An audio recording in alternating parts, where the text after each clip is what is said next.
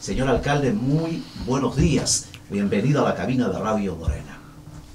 Gracias, buenos días. Muy afectuosos a todos quienes me escuchan en el país y en Guayaquil.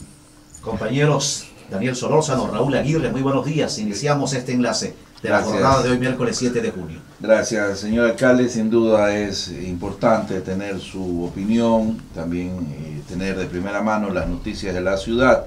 Y antes de empezar con las noticias de la ciudad, que hay bastantes, permítame un breve paréntesis en lo que tiene que ver con el acontecer político, la coyuntura política. Y tal pareciera ser que, hablando de eso, la coyuntura política la marca un escándalo de corrupción llamado Odebrecht. Y aunque suene reiterativo que estemos hablando sobre esto, sin duda es importante porque da la impresión de que cuando las cosas se ponen serias, el discurso deja de ser de lo que fue y los hechos se convierten en otra cosa. Y me refiero a que una semana atrás los asambleístas del país hablaban de que caiga quien caiga, todos tienen que ir al tarro por el caso de Odebrecht. Y ayer, cuando la asamblea presiona con una moción el grupo del PSC Madera Guerrero para que sea llamado también dentro de todo este desbarajuste de Odebrecht al responsable político que manejó todos esos sectores, resulta ser que la mayoría del país, que una semana atrás decía caiga quien caiga, ayer negó la posibilidad de que sea investigado por lo menos o invitado por lo menos el vicepresidente de la República, Jorge Glass. Yo sé, y lo dijimos ayer en la tercera emisión de noticias, de que esto no va a solucionar el problema de los ecuatorianos, de la mayoría de los ecuatorianos, que es la crisis, pero sin duda marca la agenda política. Señor alcalde, su opinión respecto a lo que está viviendo el país, particularmente la asamblea, en lo que tiene que ver con el caso de Odebrecht. Efectivamente, el grave problema que afronta y va a afrontar el país y los ecuatorianos, y especialmente los más pobres, es el problema económico. Eso no quiere decir que sea el único problema, y me voy a referir a él luego si usted quiere. En cuanto a lo que usted me ha preguntado, yo creo que tenemos que diferenciar claramente la acción de la justicia, es decir, de la función judicial, de la acción del poder legislativo, que es la asamblea, que es la fiscalización. Son complementarias, pero no son las mismas.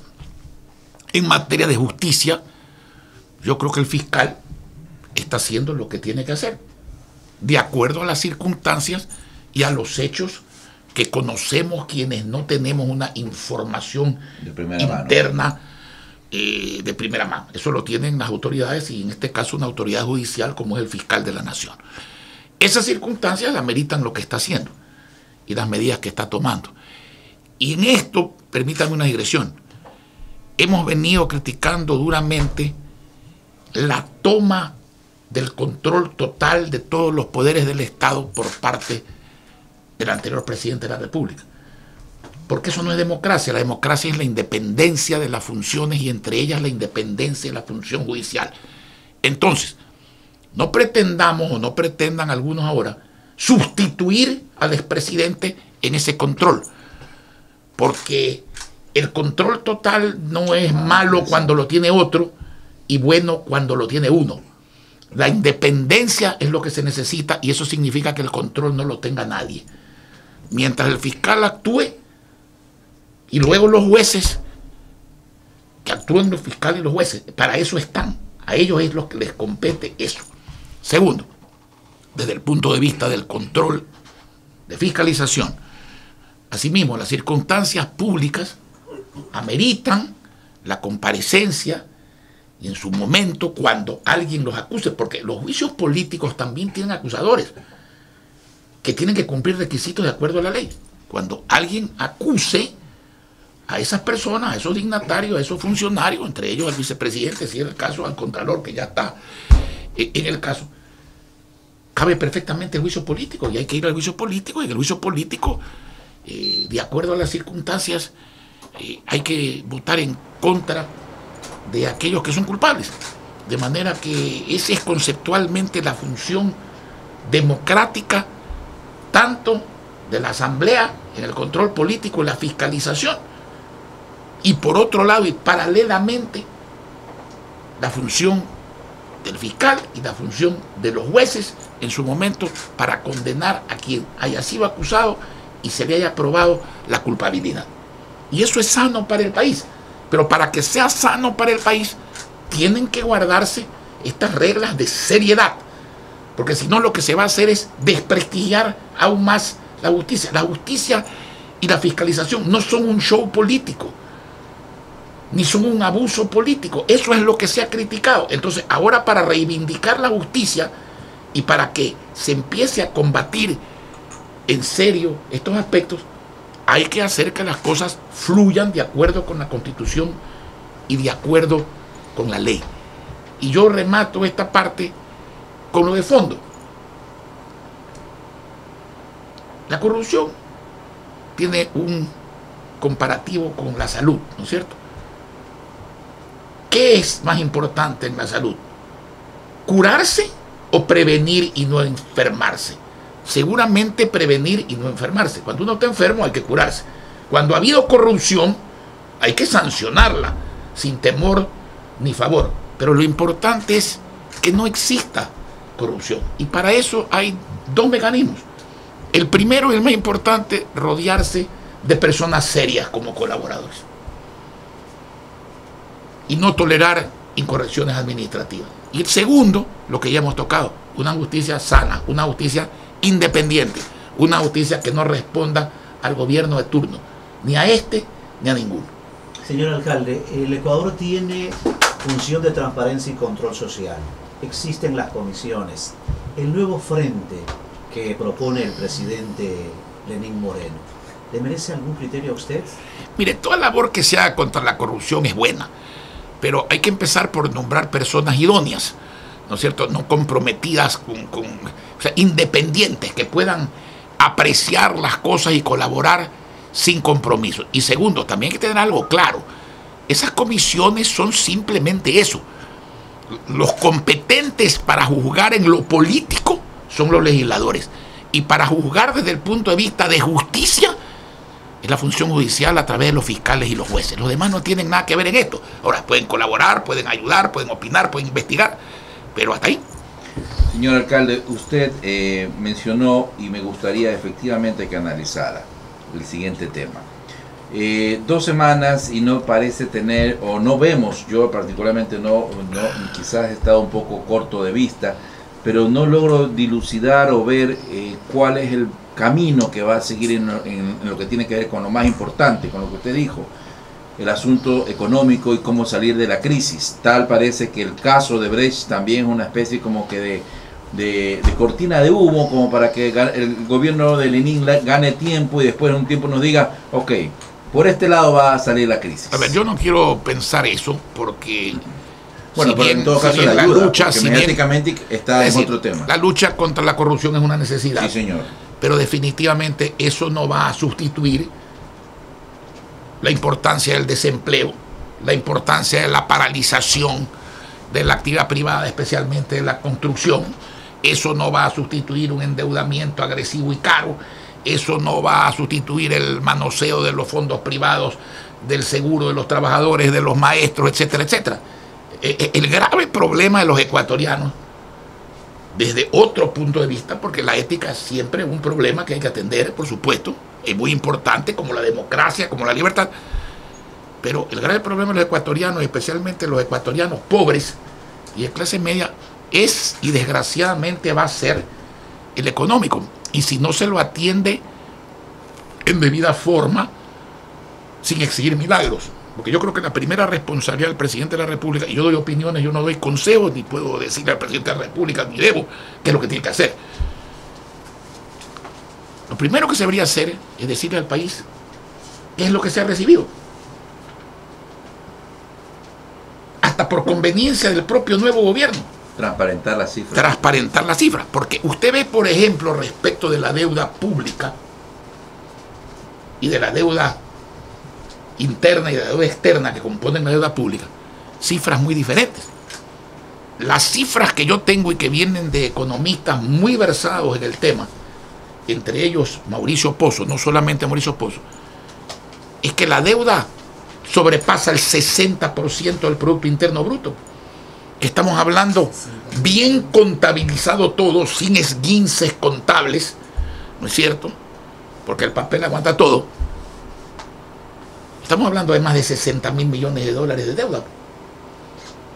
En cambio, las cifras oficiales difieren de eso. Si el gobierno no aclara eso, pasará muy pronto en el imaginario popular a ser injustamente el responsable de lo que ha heredado, pero no ha explicado que ha heredado y no ha cuantificado. Punto número 1. Punto número 2. Lo dije antes y lo repito porque usted me lo pregunta y porque considero que la pregunta, el haberla reiterado y repetido, es bueno. Y la respuesta también. Muchos de los ecuatorianos no creemos en las bondades del socialismo, porque donde se ha experimentado ha sido un fracaso. Pero yo respeto a quien cree en eso. La diferencia con el gobierno de Correa es que, salvo en el último año y medio, 2 años, donde empezó a escasear agudamente el dinero, tuvo la más grande fortuna de la historia, dicen, mal contado, que alrededor de 300.000 millones de dólares. Y eso es mucha plata. Entonces, bajo esa tesis, las cosas ruedan. El problema ahora no es de discutir si el socialismo es bueno o es malo, sino que el socialismo con dinero ya no se puede ejercitar porque no existe el dinero. El Estado como motor de la economía, el Estado desarrollista, el Estado paternalista, el Estado consumidor, el Estado dínamo de la economía, ya no se puede implementar porque no existe la plata. Y entonces, si queremos dolarización, tenemos que tener dólares. Si queremos pagos, cobros, ventas, compras, crecimiento, inversión y empleo, tenemos que buscar eso en el ámbito de la inversión nacional y extranjera, pública y privada.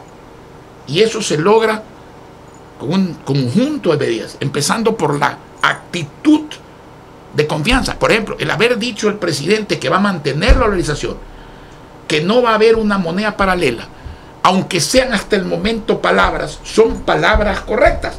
Ahora tiene que respaldarlas en los hechos correctos y concordantes con esas palabras. Pero no se puede quedar ahí, porque hay que renegociar la deuda. Con el peso de la deuda, ¿no es cierto? Con el peso de la deuda cara y a corto plazo, la situación económica va a ser asfixiante. Si la economía no se reverdece, si no hay confianza, repito, seguridad jurídica, no va a haber inversión. Si no hay inversión, no puede haber crecimiento económico. Si no hay confianza y dinero para que el pueblo vuelva a pagar y comprar, las empresas no van a vender y no van a cobrar, y si no venden y no cobran, no van a tributar en la medida que tienen que tributar, y no va a haber empleo para los jóvenes que lo piden a gritos, y por el contrario seguirá decreciendo el empleo público y privado. Ese es el problema, la calidad de vida. Sí, hay problemas de democracia, hay problemas de libertad. En eso creo que las palabras del presidente han sido palabras correctas. Habrá que ver luego en la práctica la implementación de las palabras.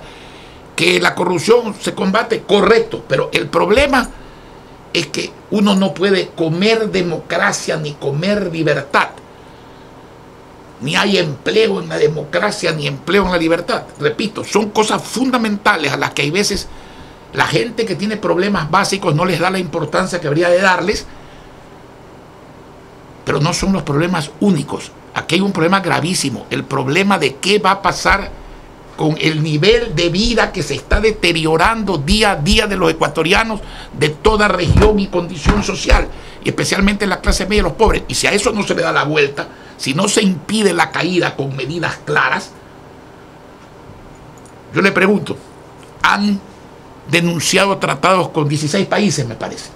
¿De dónde va a venir? ¿Qué quiere decir eso? Eso quiere decir que dizque por soberanía le han dicho a los inversionistas de esos países: usted viene aquí y las controversias tienen que someterse a la justicia ecuatoriana.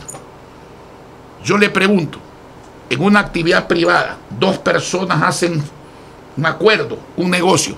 ¿A usted le parece justo que una de las 2 personas le diga, si tenemos una discusión, yo soy el que la voy a decidir? El otro le va a decir, yo no hago el negocio. Porque no está bien que la decida usted, ni que la decida yo. Está bien que la decida un tercero. Lo mismo pasa aquí. ¿Qué país va a venir a invertir, a confiar en las decisiones administrativas y de la justicia ecuatoriana cuando ya sabemos cómo ha procedido en materia de inversión extranjera? Sin seguridad jurídica. Entonces, señor,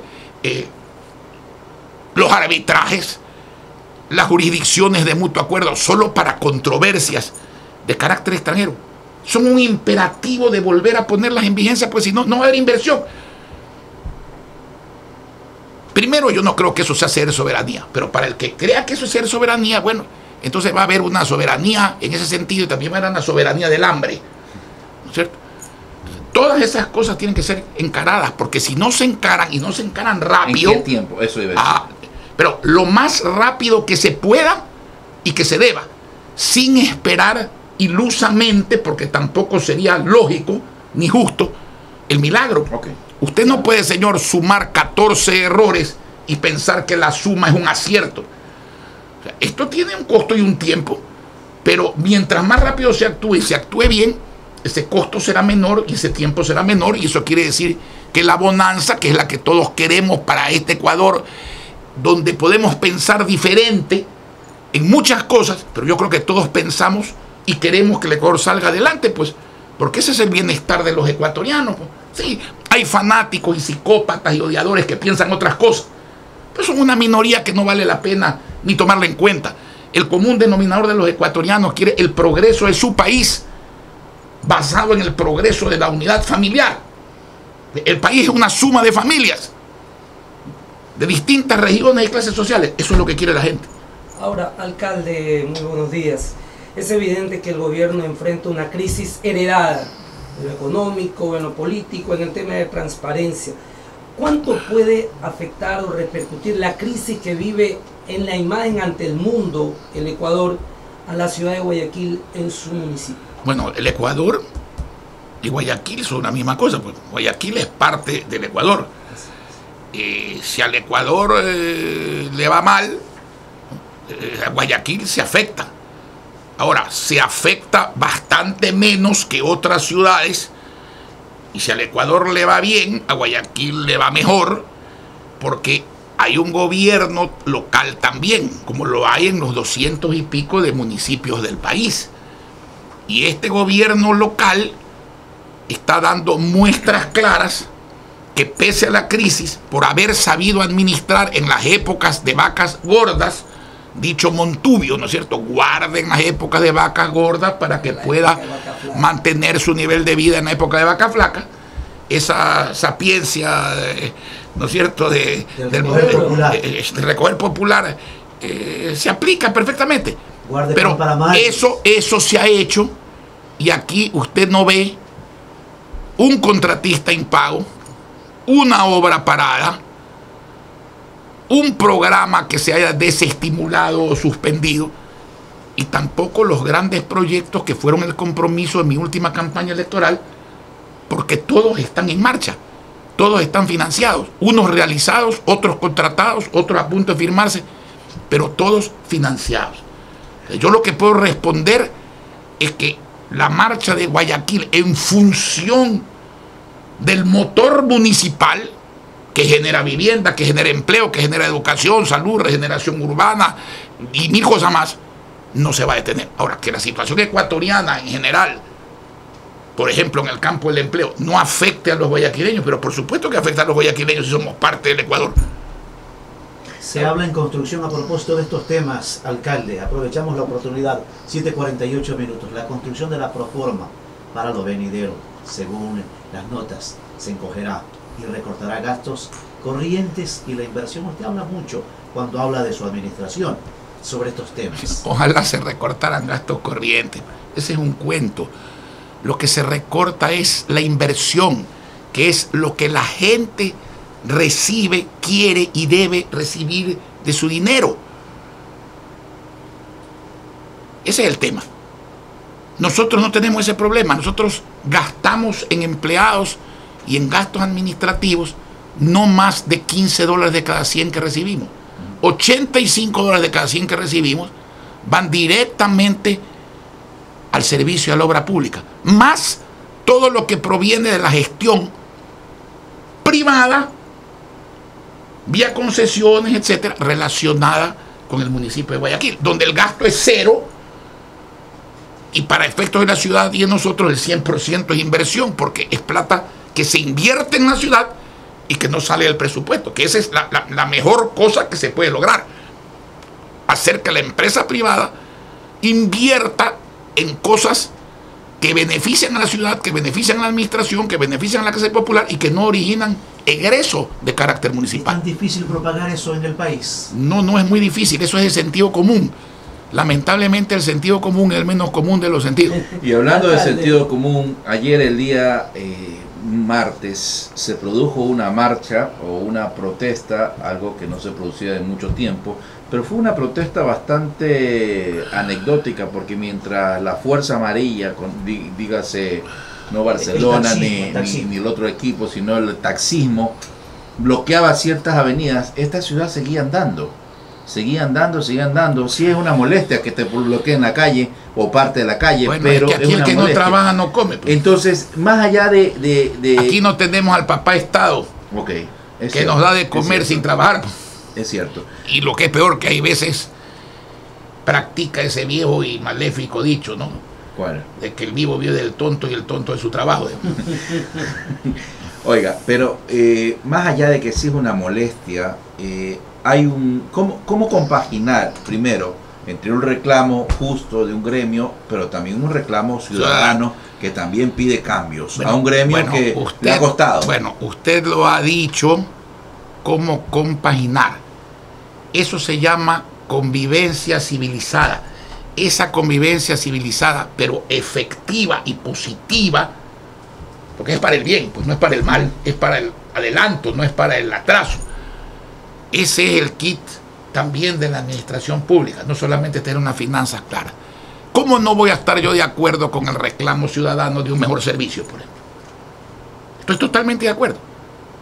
Pero también ahora pásese usted al taxismo. A usted le congelan una tarifa, como pasaba con los buses, durante 14 años. Tiene usted una competencia, la competencia es sana, pero el que quiere ser taxista y practicar la actividad de transportar pasajeros y de taxi, debe hacerse taxista. Usted es dentista, odontólogo, está muy bien. Alguien quiere ser odontólogo, usted no le puede prohibir a la gente que sea odontólogo. Estamos luchando y ya presentó precisamente la asambleísta. Sí le han prohibido, vamos limitado. No, por ese eso es otro le digo, tema. ya presentó precisamente una asambleísta nuestra, a nombre del bloque, a nombre de nosotros, de lo que le prometimos al pueblo, un proyecto de ley para que los jóvenes puedan estudiar lo que quieran.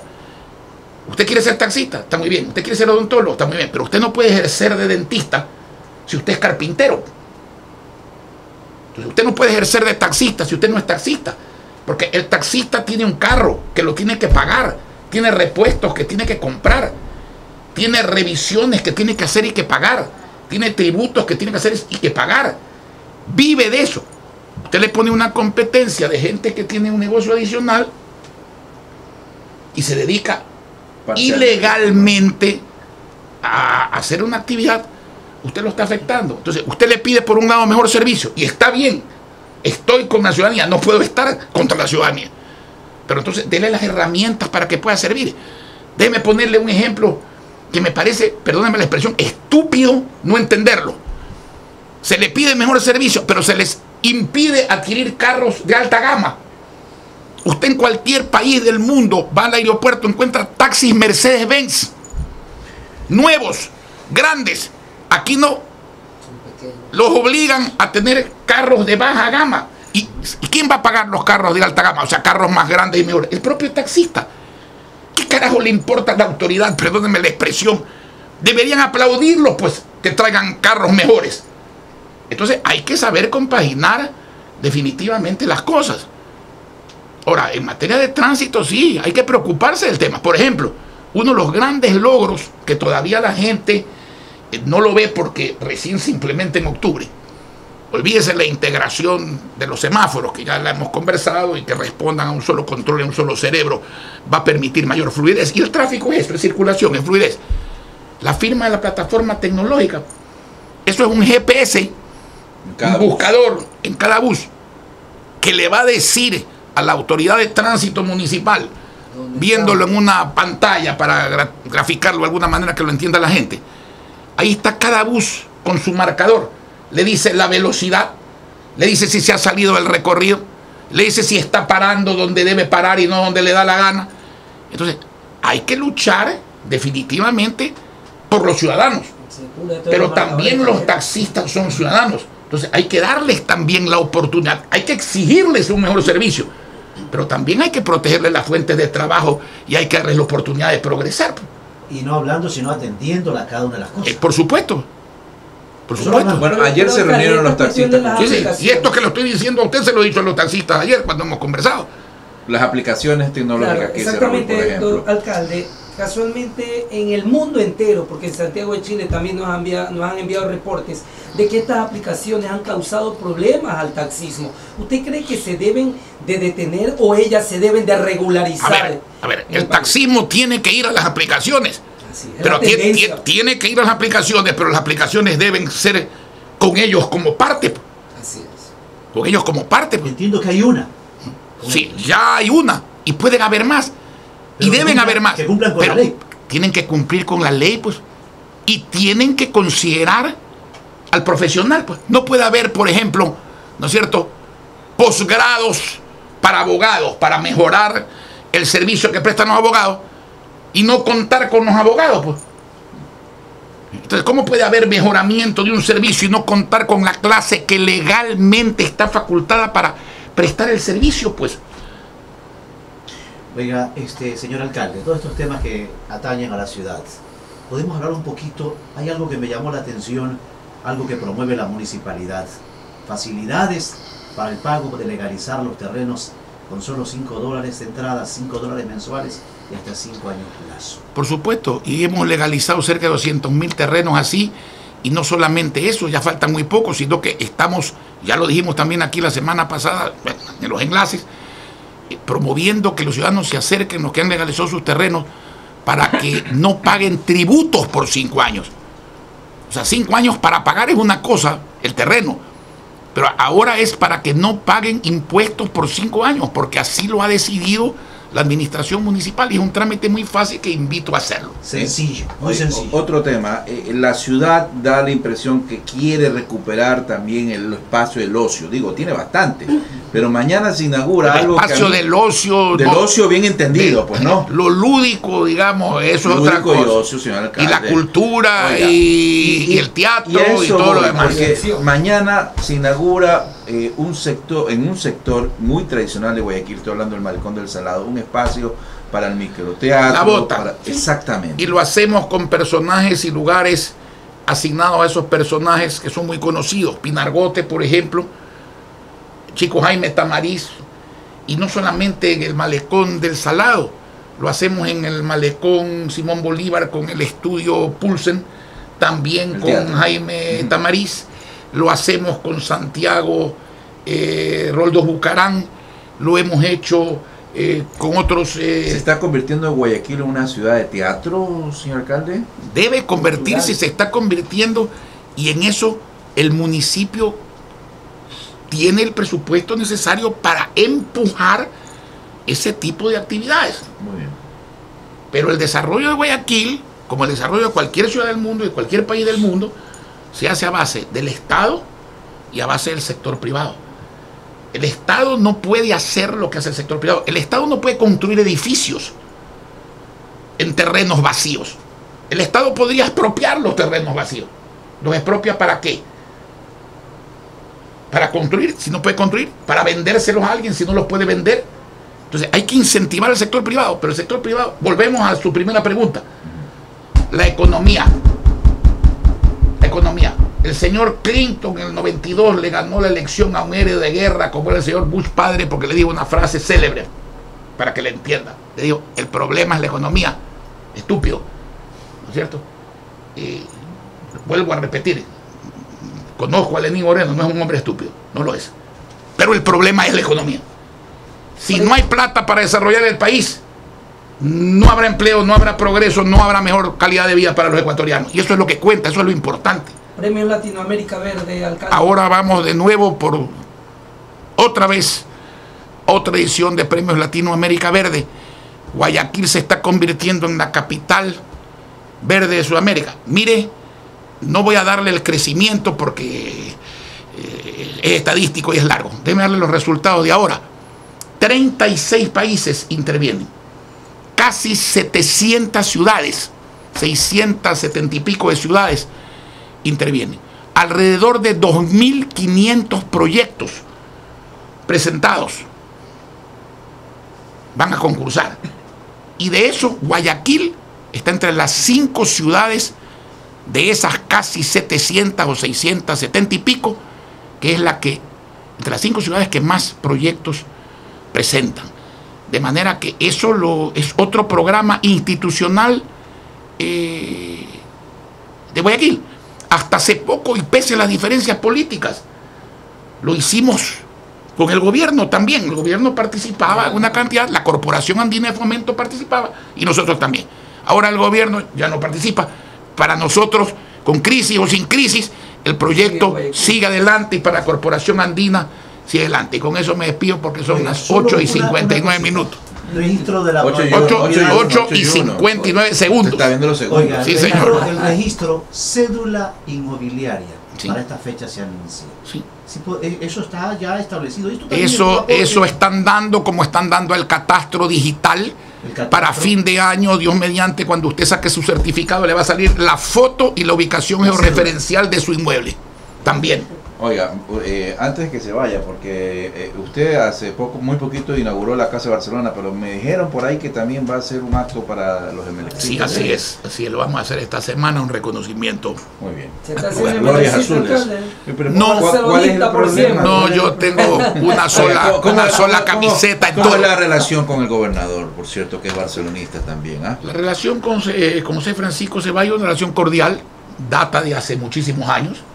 Él es presidente del club, yo soy presidente vitalicio del club.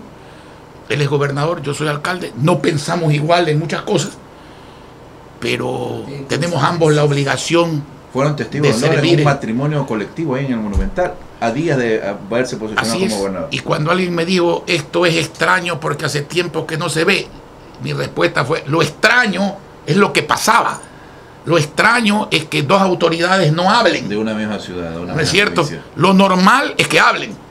No que estén de acuerdo en todo, porque eso es imposible y no vamos a estar de acuerdo en todo. Pero lo importante es rescatar la normalidad. Deja buenos ejemplos, ese tipo de coincidencias y armonía. Gracias, señor Yo alcalde. vuelvo a decirles que a lo largo de mis alcaldías, que ya llevan 17 años, yo he trabajado con todos los presidentes de la República, excepto con aquel que no quiso trabajar con Guayaquil y conmigo. Pero eso no es culpa mía, es culpa del que no quiso. Y vivimos muy bien, dicho sea paso. Y la misma invitación para el Guayaquil actual sigue presidente. adelante. Todos los presidentes han estado siempre invitados. 25 de julio se acerca esa fecha, ¿no?